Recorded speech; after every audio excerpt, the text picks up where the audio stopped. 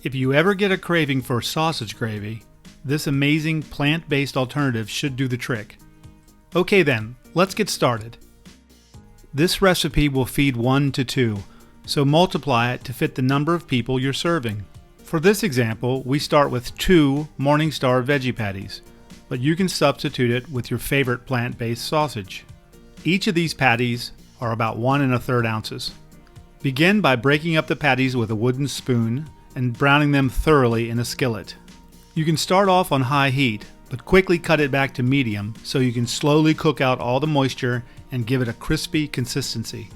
If you don't cook out all the moisture and brown it properly, the end result can be a little mushy and less desirable.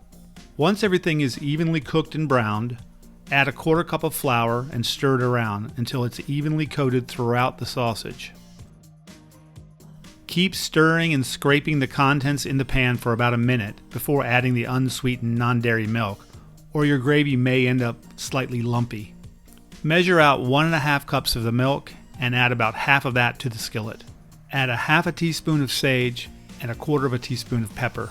Keep the burner on medium heat as you stir the milk in. Continue to stir and gradually add more milk as the flour absorbs it. Once you've added all of the milk, bring it to a boil for about a minute and then stir continuously. Now you can cut the heat back to low and continue to stir until everything settles down. At this point, you can give it a taste and add more sage or pepper. Sage will give it a more sausage flavor. You can also add some salt if you think it needs it.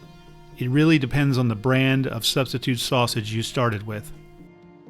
Continue to cook on low heat until it gets close to the final desired thickness, and then cut the heat off completely. You can serve your breakfast gravy over biscuits, pancakes, corn cakes, or as shown for this meal, toast, which we prefer to do on the griddle. As always, thanks for watching, and please like, comment, share, and subscribe to support our efforts.